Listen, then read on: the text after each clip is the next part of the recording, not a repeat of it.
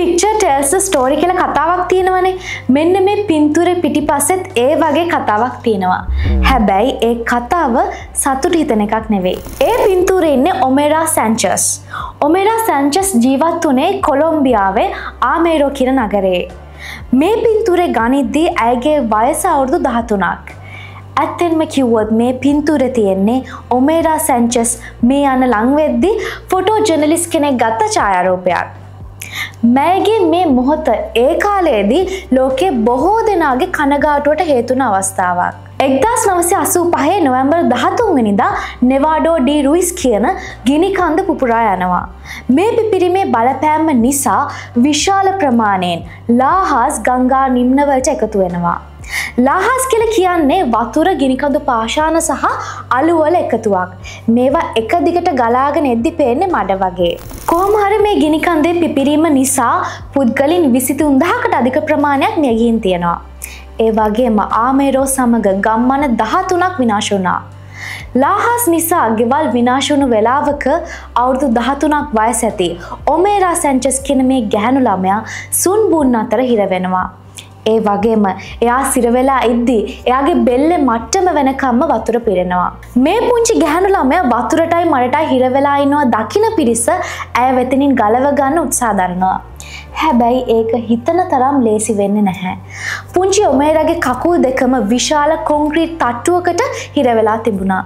ගලවා ගැනීමේ නිලධාරීන් ලොකු වෙහෙසක් දරනවා ඔමෙරාව බේරගන්න. හැබැයි මේ වෙලාවේ ලෝකයක්ම පුංචි ඔමෙරාගේ ජීවිතය ගලව ගන්න පුළුවන් වෙයි කියලා දැඩි අදිෂ්ඨානකින් හිටියා. ඔමෙරාව බේරගන්න උත්සාහ දරන වෙලාවේදී එයා හිර වෙලා ඉද්දිම එයාට අවශ්‍ය වෛද්‍ය උපකාරات සිදු කළා. ඒ වගේම පුංචි ඔමෙරා එතන හිටපු අයත් එක්ක එක දේවල් කතා කර කර තමයි හිටියේ. එක වෙලාවට සින්දු කියනවා, කට්ටියකින් ස්විට්ස් ಜಾති ඉල්ලනවා, බීම ಜಾති බනවා. ඉතින් එක වෙලාවක ඇයගේ ගණිත විභාගයට යන්න පරක්කු වෙනවා කියලාත් එතනදී කියලා තිබුණා.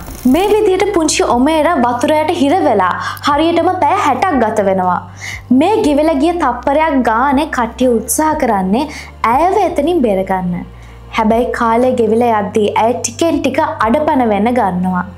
ඇය එක වෙලාවක කියලා තියෙනවා එයාව දාලා යන්න, එතකොට එයාව ගලව ගන්න අයට විවේක ගන්න පුළුවන් වෙයි කියලා.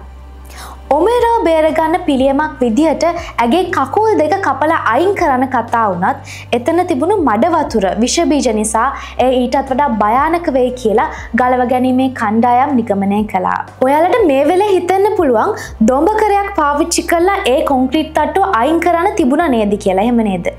හැබැයි ඔමෙරා හිර වෙලා හිටිය තැනට එක වාහනයකටවත් ලං වෙන්න බැරිව තමයි තිබ්බේ. මොකද ඒ වටේටම තිබුණේ මඩ තට්ටුවක් නිසා.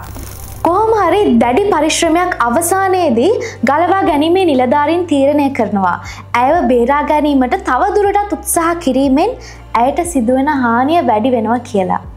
ඒ වෙද්දිත් ඔමෙරාගේ අත්පය සුදු පාටට හැරවිලා ඇයගේ ඇස් දෙක රතු වෙලා මූණ ඉදිමිලා තමයි තිබ්බේ. ඒ මොහොතේදී ඒ කියන්නේ ඇගේ අවසාන මොහොතේදී ෆ්‍රැන්ක් ෆෝනියර් කියන ෆොටෝ ජර්නලිස්ට් ඇගේ මේ ඡායාරූපය කැමරාවට හසු කර ගන්නවා.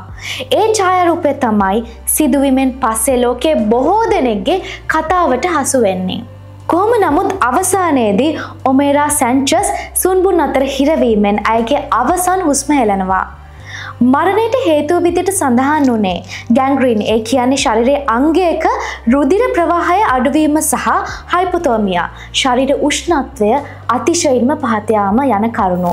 මේ පිපිරුණු ගිනිකන්ද පිපිරෙන කලින්ම විද්‍යාඥයින් ඒ රජයට අනතුරු අඟවලා තිබුණා. නමුත් ඒ ගැන රජය සැලකිල්ලක් දැක්වුවේ නැහැ. ඉතින් මේ වගේ දරුණු විනාශයක් සිදුවේ කියන හැඟීමක්වත් ජනතාව ළඟ තිබුණේ නැහැ. ඉතින් නොසිතූ විදිහට තමයි මේ දරුණු ව්‍යසනයට ජනතාව ගොදුරු වෙන්නේ. ඔමෙරාගේ සිදුවීමෙන් පස්සේ බොහෝ දෙනෙක් චෝදනාව එල්ල කළේ රජයට.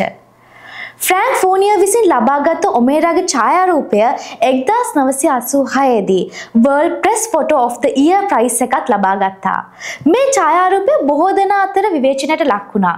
සමහර අය කිව්වා ඒ අය ෆොටෝ ගත්තා විතරයි ඔමෙරා බේර ගන්න උත්සාහ දරුවේ නැහැ කියලා. හැබැයි ඒ කතාවක්ම විතරයි. මොකද බොහෝ දෙනෙක් ඔමෙරාගේ ජීවිතය බේර ගන්න උත්සාහ කළා. ඒ කාලේදී මුළු ලෝකෙම ඔමෙරා වෙනුවෙන් හඬා වැළපුණා. ස්වභාවික අනතුරකට කලින් සූදානම් වීම කොයිතරම් වැදගත් දෙයක්ද කියලා ඔමේරාගේ මේ ඡායාරූපය මුළු ලෝකයටම පාඩමක් උගන්වනවා. ඉතින් හැම පින්තූරයකටම කතාවක් තියෙනවා කියලා තමයි කියන්නේ. හැබැයි පුංචි ඔමේරාගේ පින්තූරේ පිටිපස්සේ තියෙන කතාව ගොඩක් සංවේදී. ඒ නිසාමයි ඔමේරා සැන්චස්ගේ මේ ඡායාරූපය ලෝකේ දුක්බරම ඡායාරූපයක් විදිහට සැලකෙන්නේ. ඉතින් මේ වගේ දේවල් ගැන ඔයාලා දැනගන්න කැමති නම් ඔයාලා subscribe කරන්න ඕනම channel එක තමයි OMTI vlog. එහෙනම් ආයෙ අපි හම්බෙමු. See you again.